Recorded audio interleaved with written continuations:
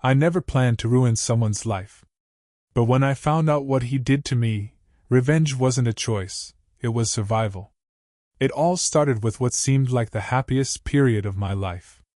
I had just gotten promoted, I was newly engaged to a man I thought was my soulmate, and for the first time in years, everything felt stable. His name was Daniel, and he had this way of making everyone around him feel safe. Charming, confident, the kind of person who could walk into a room and have everyone smiling within minutes. We met 3 years ago at a mutual friend's birthday party. He offered me a drink, cracked a joke that made me laugh so hard I spilled half of it, and from that moment, we were inseparable. He seemed perfect, thoughtful, attentive, always one step ahead of my needs. He'd show up to my office with coffee just the way I liked it, or leave little notes in my bag reminding me how much he loved me.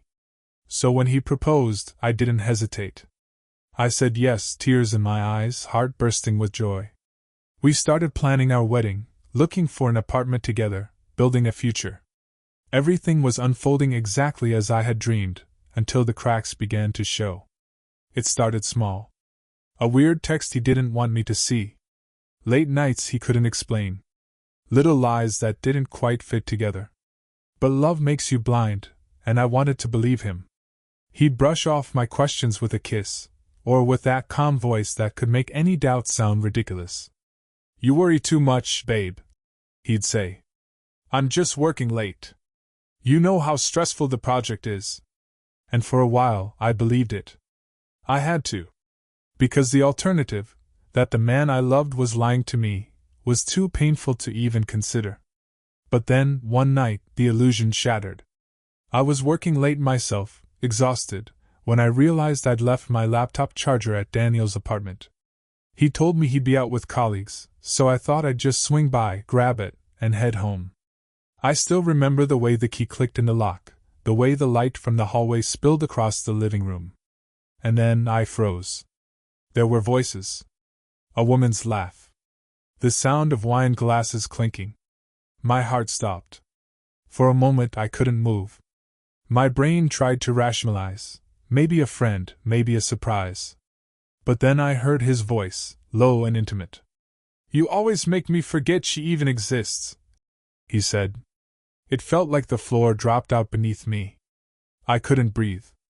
I should have turned around, left quietly, but something in me snapped. I walked in.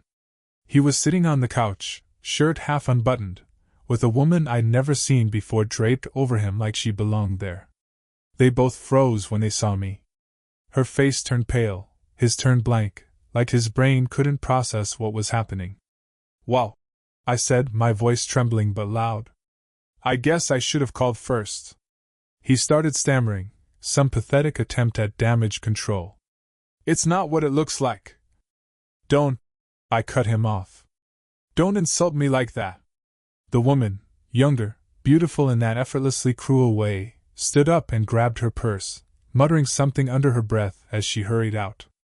The silence that followed was unbearable. I could hear my own heartbeat pounding in my ears. Daniel tried to touch my arm. I stepped back. "How long?" I demanded. He hesitated. And that hesitation told me everything I needed to know. 6 months, he finally said. "But it didn't mean anything." I laughed. A sharp, broken sound. 6 months. That's half our engagement. He looked at me like I was the one being unreasonable. "I made a mistake, okay? We can fix this. I love you." I stared at him, and for the first time, I saw through the mask. The charm, the tenderness, it was all performance. Behind it was a man who didn't love anyone but himself. I didn't scream. I didn't cry. I just walked out, my mind spinning with a cold clarity I'd never felt before. He thought this was over, that I'd move on quietly. But he had no idea who he'd just betrayed.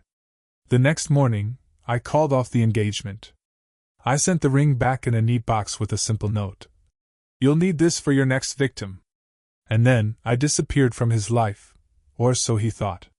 What he didn't know was that I had access to everything. His emails, his messages, his business accounts, all because he had once trusted me to help manage his schedule. I had passwords, contacts, even private files he thought no one else knew about. At first, I didn't know what I was looking for. Maybe closure, maybe proof that he was just a selfish idiot. But what I found changed everything. Hidden in one of his email folders were transactions, large sums of money being moved between accounts. Not personal ones, but corporate. He was embezzling from the company he worked for, the same company that had just promoted him. It wasn't just cheating anymore. It was corruption, fraud, betrayal on every level. And that's when I knew what I had to do. Revenge. But not the kind that comes with screaming or slashed tires. No, this would be quiet. Surgical. Perfect. For weeks, I gathered evidence. Every email, every falsified report, every document he thought he'd deleted. I became a ghost in his digital life, collecting everything that would one day destroy him. At night, I'd sit in my small apartment, staring at the glowing screen, thinking about all the times I had loved him, all the times I had defended him to my friends, forgiven his mood swings, believed his lies. And each memory became fuel. But revenge isn't just about anger. It's about precision. I wanted him to fall so completely that he'd never see it coming. I crafted a plan. Simple. Elegant. I'd anonymously leak the evidence to his company's internal audit department, but not all at once. No, I'd feed them breadcrumbs, small inconsistencies that would make them curious, suspicious, paranoid. It started with a single forwarded document. Then another. Then a quiet tip from an anonymous insider. Within 2 weeks, whispers began circulating at his office. He didn't know where they came from, but I could see the panic spreading through his social media posts, his tone with friends, his late-night calls that went unanswered. And then, the cracks started to show. He began posting less. Then not at all. People who once commented heart emojis under his photos started going silent. And finally, one morning, the company announced an internal investigation into financial misconduct. I almost felt bad. Almost. But what really drove the knife in was watching him unravel in real time. The same man who once stood in front of me, smug and untouchable, now looked like a ghost, paranoid, isolated, desperate. He tried to reach out, of course. Dozens of messages, calls, even a handwritten letter that arrived at my doorstep weeks later. I didn't respond. Because this wasn't over. Not yet. Revenge, real revenge, isn't about watching someone fall. It's about making them understand why they're falling. And I had one more move left to play, the one that would make sure he never forgot the cost of betraying me. But that came later. For now, I waited quietly, as his world began to crumble piece by piece, just as he had shattered mine. Little did he know, I wasn't just taking back control. I was about to take everything. When the internal audit notice went public, it felt like watching a slow-motion car crash you couldn't stop. Everything I had stashed away in hidden folders, every email I'd copied to a burner account, every altered spreadsheet I'd bookmarked, it started doing its work as if it had a mind of its own. I had imagined this moment 1,000 different ways, triumphant and cold, vindicated and righteous. In reality, it was quieter than I expected, clinical, bureaucratic, and painfully procedural. That made it worse. There was no obvious theatrical flourish. There was just a cascade of Thursday meetings and HR memos and the precise, mechanical dismantling of a life built on illusions. I was careful at first to keep my distance. The part of me that had always been rational took over, counting steps and timelines, making sure no one could trace anything back to me. I didn't want suspicion. I wanted certain ruin. So I fed them little things, a misfiled invoice here, a name misspelled in a vendor list there. To anyone else, these would be clerical errors. To the right pair of eyes, they would be breadcrumbs that led straight to the treasure chest. And the audit team found the breadcrumbs. They found one inconsistency that led to another, then another, until the pattern emerged like a stain spreading through fabric. I watched the company's internal messages thread through the week, curt, professional, brittle. Daniel's voice went from confident and joking to clipped, then to blank. He went from being the center of warm, everyday interactions to the one person people whispered about in corridors. It was intoxicating and nauseating to witness. I kept telling myself I was doing what needed to be done. He'd had months, years even, to stop, to tell the truth, to choose decency. He didn't. He chose lies and a younger woman and the safety of his own image. He chose self-preservation. The scale of his betrayal justified the measures I took. Still, there was a disorienting mixture of triumph and pity that rose in me every time a new file was flagged. Part of me wanted to shout from the rooftops, "This is why. This is what you did." But another, quieter part wanted to remain invisible, a shadow pulling strings while the world did the rest. Then came the day they suspended him. Not fired, not yet, but suspended with pay while the investigation continued. I remember staring at the announcement email on my screen and feeling a small, sharp satisfaction that felt almost childish. He had always been a player who depended on appearances. Pull away the stage lights and the applause and you begin to see the mechanics. I wanted him to feel naked without that applause. That night, of course, he called. He had the audacity to sound wounded, to plead, to remind me of years of laughter and drinks and carefully curated memories that, to him, proved our love had worth despite everything. I listened, more curious than tempted. He told me I was making a mistake, that he had taken a hit to protect a larger plan, that things were more complicated than I could understand. He cried, once, and in that second his voice went small and human, and I felt something like old loyalty whisper. But the whisper was drowned out by the memory of his hands on another woman, his laughter with her in my living room. I ended the call with a single sentence that felt like a door slamming. "You chose this. You chose her. Don't conflate the mess you made with the story you want to tell yourself." He didn't take the suspension well. There are different kinds of unraveling.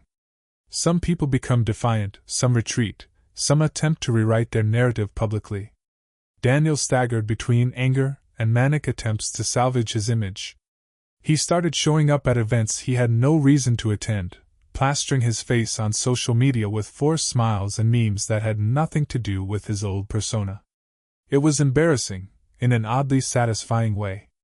The man who once could charm any room now seemed to be auditioning for an audience that wasn't there. But superficial humiliation was only the prelude. The audit uncovered not just embezzlement, but a broader pattern of deceptive vendor relationships and back-channel kickbacks. They called in external auditors. They called in lawyers. The board asked for a formal explanation and then, with an efficiency that would have impressed any accountant, stripped him of certain responsibilities. The whispers turned into formal reviews. People I had once envied, his colleagues who had laughed at his jokes, now paraded evidence like they were finally righting a wrong they hadn't been brave enough to name before. While the corporate machinery ground on, the personal consequences moved faster and with more brutality. The younger woman, the one who had been draped over him in my living room, vanished from his life publicly, but I knew she hadn't disappeared entirely. I found out later she'd been the first to leave when things smelled of trouble. There is a peculiar breed of person who clings until the tides shift, then swims away leaving the wreckage behind. Daniel's relationships rearranged themselves like tectonic plates. And then came the police. They knocked on my door one Saturday morning, 2 officers in crisp shirts and patient faces, asking if I knew anything about the company investigation. I played the part of the shocked, concerned ex, offering the kind of appropriate distance that lawyers would later appreciate. "I had no idea," I told them in a voice I practiced. "I wish I had. I'm so sorry for the people affected." They thanked me and left, but I watched them go and felt a tremor of unease. The line between a civil audit and a criminal inquiry is thin and, once crossed, decidedly ugly. I stepped back when the official inquiry turned criminal. I had achieved what I'd wanted: public humiliation, professional ruin. But I realized the stakes had shifted into a place where evidence trails could be traced, legal consequences could ripple unexpectedly, and the kind of closure I prized might turn into something less controllable. I still had one move left. It was the reason I hadn't answered his letters, why I'd held back at every emotional trap he'd set. I wasn't satisfied with him merely losing his job. I wanted him to understand, existentially, the cost of what he'd taken from me. Then I found out about the other consequence, the one that cut deeper than paychecks or the pity of former colleagues. Once the investigation reached a certain level, his name became searchable in a way it hadn't been before. Journalists, the scavengers that feast on scandal, started poking. A freelance reporter left a comment on an obscure forum asking if anyone had inside information. That anonymous curiosity became a headline, then a story with a byline, then a piece that put his face and my city and vague rumors on the same page. Everything I'd orchestrated fed into that narrative, and it took on a life of its own. When the article ran, I watched Daniel read it on a live news feed with a look on his face that I had the strange luck to witness in real time. He sat in the dark of his apartment, the glow of the screen making his face look like something carved from wax. He scrolled slowly, line by line, and the more details he absorbed, the more his composure shattered. The camera was merciless, colleagues calling him, an empty seat at the boardroom, friends unavailable for comment. He looked smaller than I had ever seen him, the swagger replaced by something skeletal and raw. For a week after the article, he avoided me. Then, one rainy evening, he appeared at my building and knocked. I remember the knocking sound like a primitive rhythm, urgent and desperate. He looked like a man who'd been trying to hold together a dam with his bare hands. Rain clung to his coat and slicked his hair. When I opened the door, he immediately started with a litany of pleas, explanations, promises, confessions, but they were frayed, overused tools that no longer worked on me. He begged me to meet him, to talk, to clear things up with the board. He wanted help. He wanted me to be the person who would save him. I let him speak for a while. He kept repeating the same words.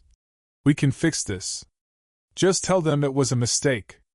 Tell them I was under pressure. He even offered to turn himself in if I would only stand by him. The irony was a physical ache. He wanted loyalty now that loyalty would cost him. I watched him try to remake himself into the sorrowful protagonist, the man at the mercy of consequences beyond his control. When he stepped into my apartment, the smell of rain and desperation filled the space like another person. He sat on my couch, hands shaking, and told me about sleepless nights, about the long phone calls with lawyers, about threats and rumors. He attempted to rewrite the timeline, to suggest that his decisions had stemmed from a misguided attempt to save the company. There was a monstrosity in his revisionism, him casting himself as a martyr after he'd sat in my living room with someone else's lips on his jawline. Why did you do it? I asked simply. I remember that question felt like opening a trapdoor. He blinked as if the question had surprised him. He answered in a way I hadn't expected, not with a confession about greed, but with an earnestness about ambition. It was the easiest way, he said. When you're under the microscope, you do what you have to do. It wasn't personal. I never wanted to hurt you. Not personal? I repeated, and the world seemed to fold in on itself. Do you know what you took from me? Do you know what you did? He looked small. I'm sorry, he said. I know that's not enough. It wasn't. I had prepared a retort, a crescendo of accusation that would have made him understand where he'd gone wrong. But the sentence that actually left my mouth was quieter, and to my own surprise, steadier than the anger behind it. You taught me how to forgive 1,000 times. You never taught me how to forgive myself for letting you get away with it. I walked him to the door and watched him disappear into the rain, and when the door closed, I felt both relief and an abyss of emptiness. That should have been the end. He had been stripped of everything: office, reputation, relationships. He'd lost his image, and I assumed no man like him could recover. But one of the most cruel truths about people like Daniel is that they're resilient at reinventing themselves. They have pocket-sized versions of themselves ready to deploy when one persona fails. I knew he could claw his way back if given time, and that knowledge made me restless. My final move wasn't about immediate ruin, it was about permanence. The legal investigation continued, and Daniel's lawyers attempted to negotiate a settlement that would prevent criminal charges. They scraped together statements of contrition and the usual legal boilerplate. There were closed-door meetings with firm-suited external counsel and murmured threats to sue for defamation. The machinery of white-collar defense was humbling in its efficiency. It made me realize two things. First, money and PR could blunt even the sharpest falls. Second, the only way to ensure lasting consequence was to remove his most precious resource, the facade of control. So I shifted focus. If professional ruin could be softened by negotiators and lawyers, personal ruin could be more stubborn. I turned toward the places he loved, the small touches of curated life that mattered to him. I started with the apartment he'd bought to impress his friends, the place where he'd picked out frames and hung photos that told a fiction. I found an email to the building manager and, posing as a tenant, reported structural concerns that would force an inspection. Suddenly, his private space was a subject of official scrutiny. The inspector found minor violations, nothing criminal, nothing fatal, but enough to require temporary remediation. It kept him off balance, made him feel exposed. Then I targeted his finances. I used my knowledge of his bank apps, the vendor relationships he had relied on, to nudge certain payments into audit-friendly visibility. A transfer here, the reclassification of an expense there, small nudges that, when put under the auditor's microscope, looked like patterns instead of anomalies. This required patience, cunning, and a willingness to play with the levers of systems that are, by design, designed to be gained by those who know how. But the most effective weapon I deployed was not bureaucratic at all. It was intimacy. People like Daniel live for an audience. They need the image other people paint of them to sustain themselves. You could weaken them by eroding that image. So I reached out to his friends, the ones who had once laughed at his jokes and accepted him without question. I didn't attack, I offered clarity. I told them things they could verify, and I stood ready with evidence should they ask. Some left politely. Some were incredulous, defensive. Some thanked me, then distanced themselves slowly, like removing a hand from a hot stove. The trick was not to be a persecutor but an informant, and the difference made people listen. One by one, his supports loosened. Invitations dwindled. Birthday texts became half-hearted.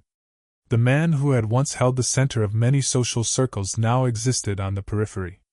Social exile is its own kind of punishment, quieter than incarceration, but more thorough. We live on impressions, on networks. Remove those and someone becomes a ghost in their own life. Even so, there were moments when the revenge felt small against the scale of what I'd lost. The ache of intimacy that had been stolen did not evaporate because of a suspended paycheck or a piecemeal social desertion. I still woke up at night hearing the ghostly echo of the life I thought I would have. I would catch myself in the middle of the day and feel the sting of something like grief. This was the part people don't talk about. Revenge can't unmake the past. It can only rearrange the aftermath. It was sometime after midnight when the turning point arrived. I was alone in my living room, the city quiet outside, monitors displaying my careful catalog of audit breadcrumbs like a farmer admiring his rows.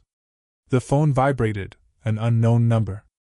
I almost ignored it but then answered out of a habit that never really leaves. A voice at the other end was calm, almost clinical. "Are you the person who contacted the press?" the voice asked.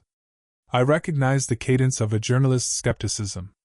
"Yes," I said, because there was no benefit in denying it. "Why?" There was a pause long enough for me to imagine a million scenarios. Then the voice came back, softer. "We're preparing a more thorough piece. More than the audit. We've been hearing things about professional misconduct, of course, but there are whispers of something deeper. Embezzlement. Kickbacks. Fraud. If you're willing, we'd like to talk off the record at first, then possibly on." I hesitated. Talking to the press had never been part of the plan. I wanted the fall to be internal, to be surgical, to leave him humiliated by the machinery he trusted. But the journalist's words unlocked a new possibility: permanence. A well-reported piece could make the stain eternal. It would mean his name appearing in public record with context and commentary, that he couldn't simply buy his way back. Yet opening that door blurred the line between anonymous vengeance and public spectacle. I thought about the consequences for myself. Testifying, leaking, being subpoenaed, these were dangers. But the price seemed small compared to letting him salvage anything from the wreckage. We met in a small cafe under the pretense of casual safety. She was younger than I expected, with tired eyes and a notebook that had clearly seen better nights. Her questions were precise, non-judgmental. She wanted dates, emails, receipts, a narrative. She listened without blinking. I sat across from her and told her everything I had, not in cathartic bursts but in a slow, controlled chronology. The way I spoke surprised me. I was calmer than I felt, more resolute than I'd anticipated.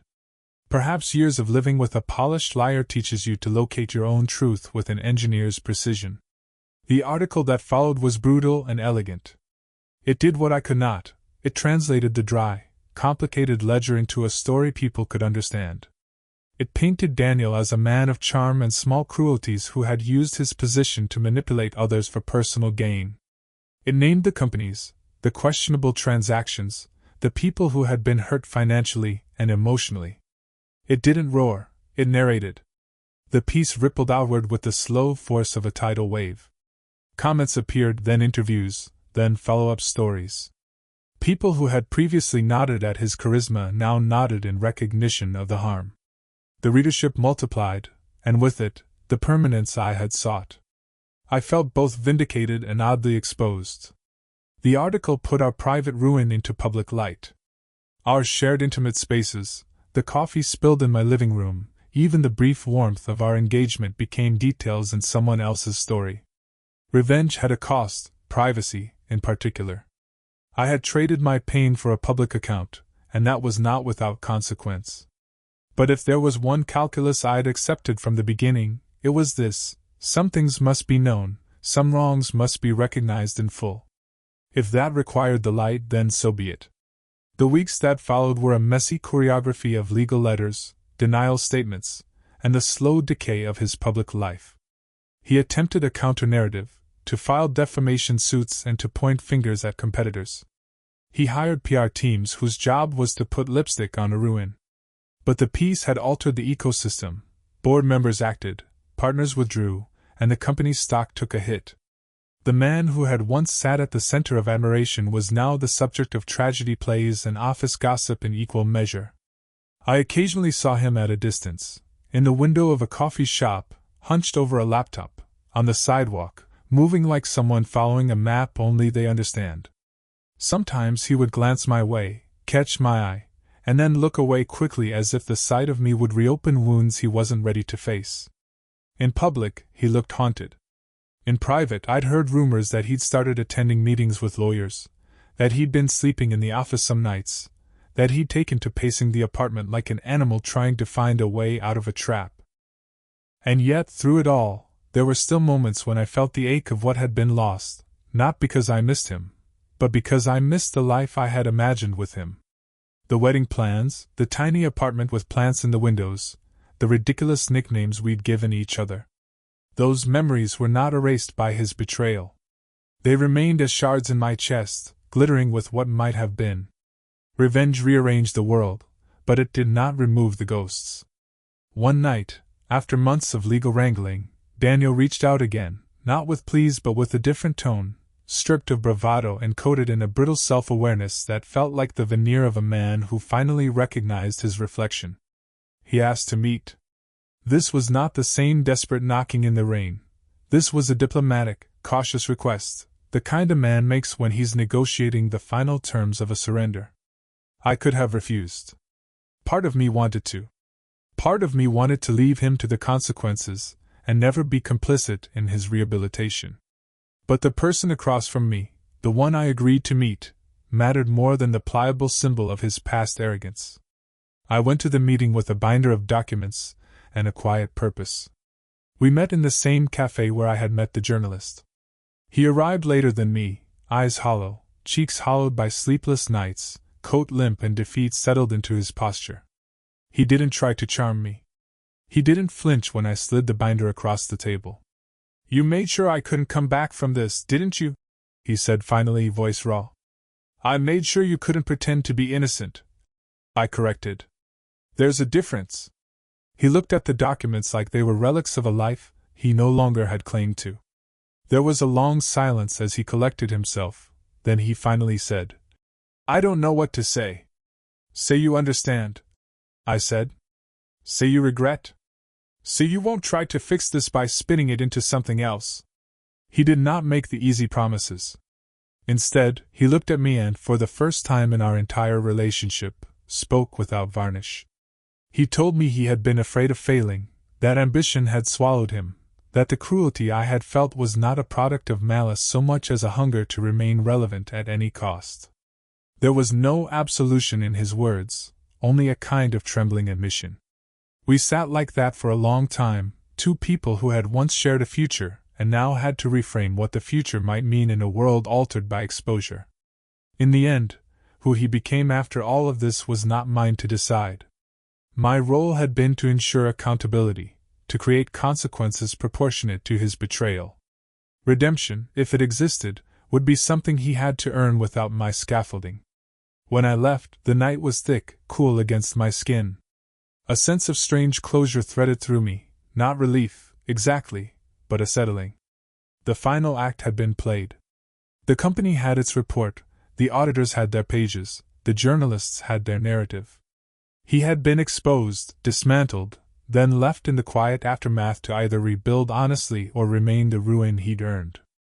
I walked home thinking about lines and thresholds, the point at which a lie becomes a pattern, the moment a person chooses who they are. I didn't feel like a hero. I didn't feel like a villain. I felt like someone who had been wronged and decided to refuse being erased by the wrongness. There is a thin moral thread that runs through acts of revenge. One could argue it's about retribution, yes, but also about restoring oneself in the wake of violation. I hadn't wanted to destroy him for pleasure. I wanted to redefine the narrative so he could no longer claim the story he'd written for himself. In the weeks that followed, life resumed in small, ordinary ways. I walked past familiar parks and cafes and noticed how the world had continued spinning without devoting a thought to my private devastation. That continuity was a strange comfort. It meant the cosmos was indifferent, and, therefore, not a judge. I found comfort in routine, in small tasks like making coffee and answering emails and buying groceries. Healing, if it came at all, arrived in the tiniest increments. People reached out in muted ways. Friends asked if I was okay. Some offered condolences or awkward sympathy where they couldn't find words.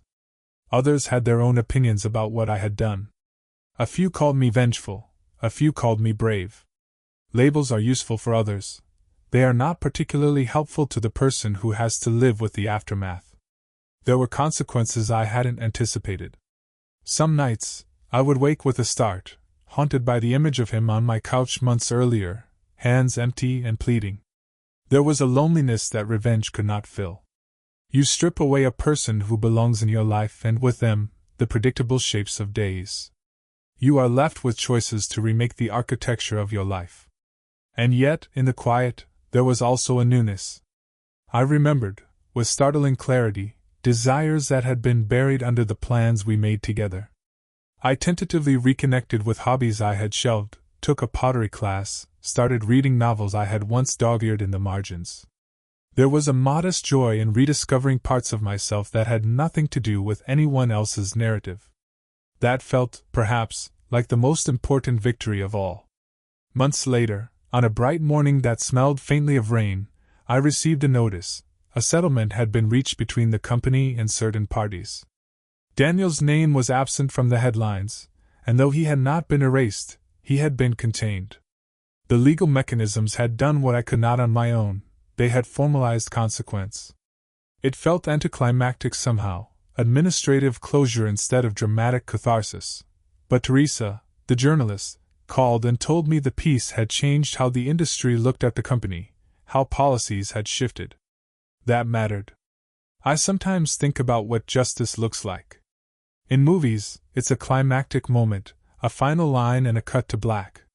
In life, it's messy and slow and often legalistic. But there are moments you can name as pivots, The day you realize you won't be defined by what happened to you. The first morning you make coffee and don't feel the old absence like a physical ache. The first time you laugh in public and discover the sound is genuinely yours again. There's one memory I replay sometimes. The sound of his voice when he first tried to calm me after I discovered him. The look on his face when the audit letter came. The rain on his coat when he begged me with that broken dignity. None of it comforts me. None of it makes him the man I once loved. But these images are part of a ledger, not of guilt, but of truth. They are facts that define the arc of that chapter of my life. I won't pretend I never wondered what it would have been like if he had chosen differently. I won't pretend I never imagined an alternate timeline where a single honest conversation might have spared us both the devastation. Regret is complicated. It is not always for the act of giving someone consequence but for the lost potential that cannot be recovered. Still, I don't regret the choice to hold him accountable. Allowing him to keep the lie would have been a slow annihilation of my own self-respect. Choosing otherwise was, in its own messy way, an act of self-preservation. At last, the climax I had engineered had run its course. The man who had once walked through my life like a bright, arrogant comet had burned and left a trail. I had taken back something that mattered to me, narrative control. I had ensured the story would contain the truth, not an impassioned tale of betrayal but a ledger of facts that would stand up to scrutiny. It was not pretty. It was not poetic. It was effective. There are nights when I still imagine what comes next for him. Does he learn? Does he change? Does he continue to construct new facades until another one collapses? Those are questions I no longer have the power, or the responsibility, to answer. My power was in exposing the lie. The rest is left to the world and whatever kind of conscience, if any, he possesses. In the end, the climactic chapter closed not with fireworks, but with the slow unwinding of a man who had misappropriated trust and a woman who refused to disappear quietly. Revenge did not make me whole. It did not erase the wound. But it gave me a platform to reclaim my life. And sometimes reclaiming is the only kind of victory you need. If someone had told me a year ago that I'd become the villain in someone else's story, I would have laughed. I used to think revenge was beneath me, something bitter people did when they couldn't move on. But now I understood something terrifying. Revenge isn't about bitterness. It's about balance. And I was done pretending that Daniel didn't deserve everything coming to him. Weeks passed, and my quiet sabotage worked better than I could have hoped. His company's investigation spread like wildfire. Rumors became suspicion, suspicion became panic. I followed it all from the sidelines, news articles, LinkedIn updates, whispered comments from old coworkers. But it still wasn't enough. Watching him lose his job would be satisfying, sure, but I wanted him to feel it. I wanted him to taste the same humiliation he'd forced on me. So, I started working on Phase 2. Daniel had always been obsessed with image. He curated his online presence like an art project. The perfect boyfriend, the successful career man, the charming gentleman. Every photo carefully staged, every caption just vague enough to sound deep. But behind that polished exterior was a man built entirely out of lies. And I was about to show the world exactly who he really was. I created a new email account under a fake name and started reaching out to people, old colleagues, friends, even that woman he cheated on me with. I wasn't malicious about it, not directly. I just suggested things. Hey, I heard Daniel left his job. Strange timing, right? Especially after what happened in accounting. Or, you might want to double-check that investment he mentioned. I heard some of his deals weren't as clean as they seemed. The thing about lies is that when they're built on truth, people believe them faster. And Daniel's truth was dirty enough to do the work for me. Within a month, his reputation was gone. Friends stopped answering his calls. Business partners pulled out of deals. The woman he cheated with, the one who thought she'd won, dumped him as soon as the money and status disappeared. Meanwhile, I watched in silence, invisible but very much present. Every small crumble of his life was like a puzzle piece clicking into place. Still, there was one thing left, the final blow. See, Daniel had a secret, One he never even told me outright, but one I'd pieced together from the emails I'd found. He had falsified not just expense reports but investment records. He'd convinced his company to fund a side project that didn't exist, diverting tens of thousands into a dummy account. I had the proof. Screenshots, transfers, even his signature. I didn't plan to use it at first, it was too much. But then one night I got a call. From him. At first I ignored it. But he kept calling, 10 times, 11, 12. Finally I answered, if only to tell him to leave me alone. "Why are you doing this to me?" he said, voice shaking. I didn't say anything. Just silence.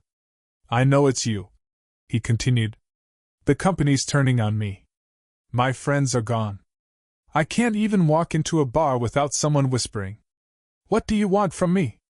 The irony almost made me laugh. "What do I want?" I finally said.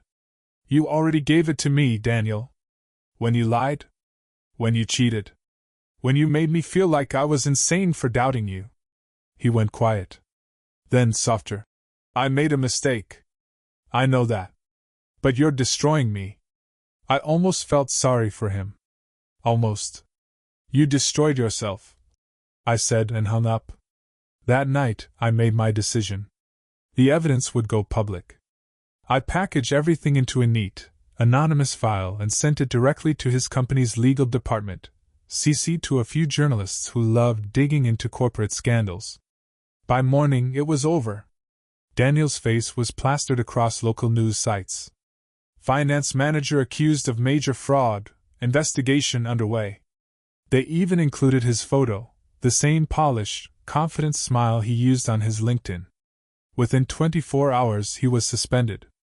Within 48, he was officially terminated. And within a week, he was being investigated by law enforcement. It should have felt like victory. It did for a while. I remember sitting at my kitchen table, coffee in hand, scrolling through the headlines, and smiling for the first time in months. I had done it. I had taken back control. But something strange happened after that.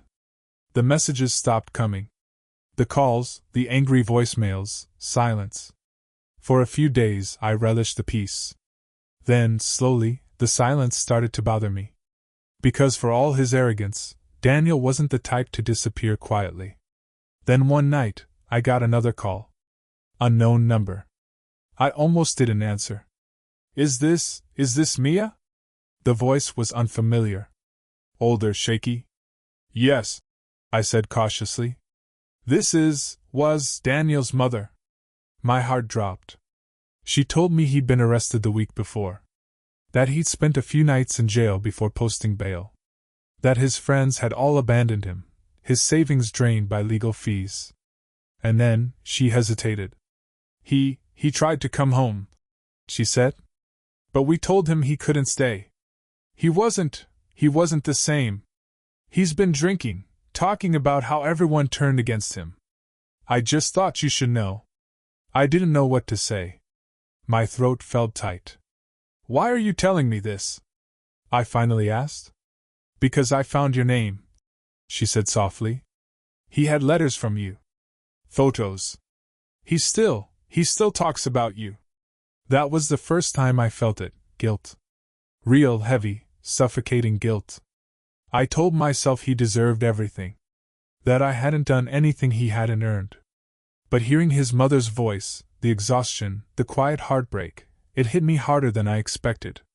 After that call, I couldn't sleep. I kept replaying our last conversation, his desperate voice asking, "What do you want from me?" And for the first time, I didn't know the answer. Was I satisfied? Not really. Relieved? Maybe a little. But mostly I felt empty. Weeks went by. Life slowly returned to normal. I started working again, reconnecting with friends, even dating a little. But no matter how much I tried to move forward, a part of me still lingered in that dark place, the one where revenge had felt like power. Then, one afternoon I saw him. I was walking downtown when I noticed a man sitting on a park bench. Disheveled, thinner, a shadow of his former self. For a second, I didn't recognize him. But then he looked up, and our eyes met. Daniel. Time seemed to freeze. He didn't get up. Didn't say anything. Just stared, this hollow expression on his face like he was seeing a ghost. I wanted to walk away. I should have walked away. But I didn't. I sat down beside him, careful, distant. For a long moment neither of us spoke. The city moved around us, indifferent. Finally, he said, "You won." It wasn't bitter. Just tired. "This wasn't about winning," I said quietly. He laughed, but there was no humor in it. "Then what was it about?" "Because all I've got left are ruins." I looked at him, really looked at him. The same man who once made me feel loved, now looked completely broken.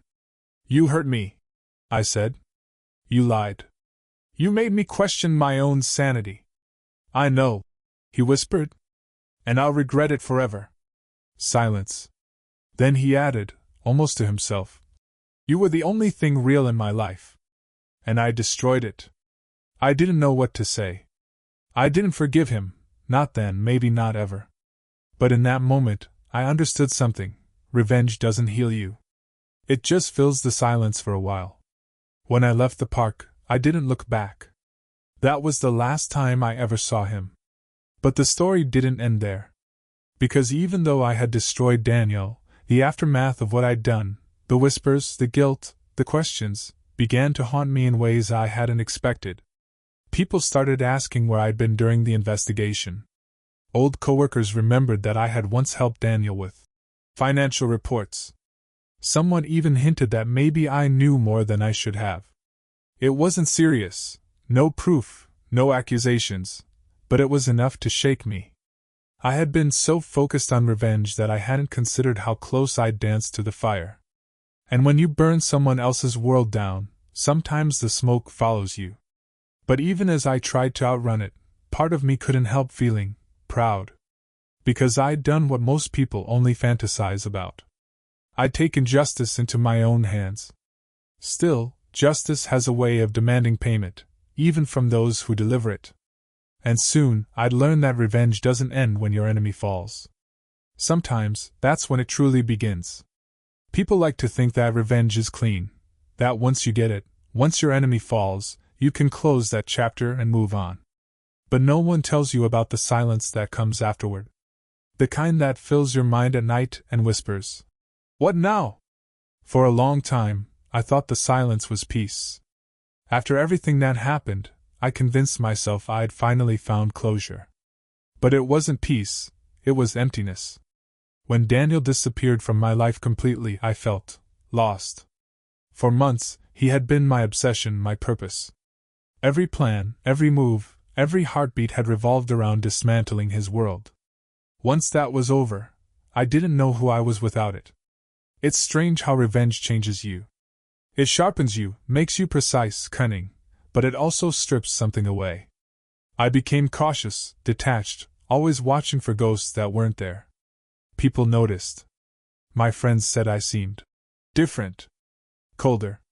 I'd smile and tell them I was just focusing on work, on rebuilding. But inside, I was still standing in the ashes of what I'd done. Sometimes I'd think about Daniel, not with anger anymore, but with a sort of hollow curiosity. Where was he now? What was left of him? I never searched, but I'd catch myself scanning faces in crowds, listening for familiar laughter in a cafe, half expecting him to appear again. Months passed, and life did what it always does, it moved on. I got a new job in another city, started fresh. My coworkers didn't know anything about my past, and for the first time in a long while, I could just exist. One evening, after work, I stayed late finishing a report. The office was quiet, the kind of silence that feels heavier than usual. I glanced at the clock, almost midnight. I closed my laptop, grabbed my coat, and as I walked out, my phone buzzed. Unknown number. I froze. It couldn't be. Not again. For a few seconds, I just stared at the screen, heartbeat quickening. Then I answered. Mia? The voice was low, tired, but familiar. It was Daniel. I didn't say anything. My mind felt blank, like all the words had vanished. "I'm not calling to fight," he said quickly. I needed to tell you something." I leaned against the cold wall, gripping my phone tighter. "I'm in a program now," he continued. "Rehabilitation. For drinking. For everything. They make us write letters to the people we've hurt. But I didn't know if you'd even read one, so I thought I'd call." I still didn't speak. "I know what I did to you," he said, voice cracking slightly. "I lied. I made you feel like you were crazy. And when you found out, I blamed you instead of owning what I'd done. I don't expect forgiveness. I just wanted you to know I'm sorry." The silence that followed was long, almost unbearable. Finally I said, "Why now?" "Because you were right," he replied. "I destroyed myself. You just helped me see it faster." My throat tightened. "Daniel." But he cut me off. "Don't. I don't deserve anything from you. I just wanted you to know that I'm trying. I'm trying to be someone who doesn't hurt people like you anymore." And then, before I could respond, he hung up. I stood there in the empty hallway, phone still pressed to my ear, the weight of his words sinking in. That night I didn't sleep. I just lay in bed staring at the ceiling, thinking about how full circle it all felt, how the man who once shattered my life was now trying to piece his own back together. The next morning, I wrote a letter. I didn't send it, but I needed to write it. In it I told him the truth, that revenge hadn't saved me. It had only mirrored the pain he'd given me. That destroying him hadn't healed the betrayal, it had just replaced it with guilt. And that even though I could never forget what he'd done, part of me finally understood something deeper, that you can't punish someone into giving you closure. You have to find it yourself. I folded the letter and locked it in my drawer. Maybe one day I'll burn it. Months later, I heard through a mutual acquaintance that Daniel had moved to another state. Got a modest job. Quiet life. Apparently, he even volunteered at a local shelter. I didn't know whether to laugh or cry. Maybe people really do change, or maybe they just learn to live with who they'd become. As for me, I started therapy. It wasn't about guilt, not exactly. It was about understanding why I'd gone so far, why watching someone else fall had felt like the only way to rise again. One day, my therapist asked me, "If you could go back, would you still do it?" I thought about that question for a long time. And I realized, painfully, that I probably would. Because the truth is, revenge gave me back something I had lost, my sense of power, of control. But it also taught me that power without peace is just another kind of prison. Now, when I look back, I don't see myself as a hero or a villain. Just a person who got hurt and chose the only weapon she had, her intelligence, her patience, her rage. There's one moment that still plays in my mind sometimes, that afternoon in the park, when Daniel looked at me with those hollow eyes and said, "You won." I didn't feel like a winner then. But now, years later, I think maybe that moment wasn't about winning or losing. It was about ending. About both of us finally seeing the truth, that love, when poisoned by deceit, can only breed destruction. The last time I thought of Daniel was on a quiet Sunday morning. I was drinking coffee by my window, sunlight spilling across the table. My phone buzzed, a message from an unknown number. It was a single line. "Thank you. I'm finally clean." No name, but I knew. I stared at it for a long time before deleting it. Not out of anger, but because I didn't need it anymore. That was the real ending. Not the revenge. Not his downfall. But the moment I realized I didn't care to look back anymore. Life has a way of healing in places you don't expect. It doesn't happen all at once, sometimes it's just small moments. A laugh that doesn't feel forced. A song that doesn't remind you of anyone. A day when you realize you went hours without thinking of the past. That's what healing looks like. Quiet. Unremarkable. Real. And sometimes, in the rarest moments, I think about how easily things could have been different. If he hadn't lied. If I'd walked away sooner. If we'd both been braver. But those are just ghosts now. I don't regret what I did. But I don't glorify it either. Revenge was my closure, brutal, flawed, and temporary. Now, I live differently. I let things go. Not because I've become a saint, but because I've seen what happens when you don't. I don't need to win anymore. I just need to live. And that, in the end, is the sweetest revenge of all.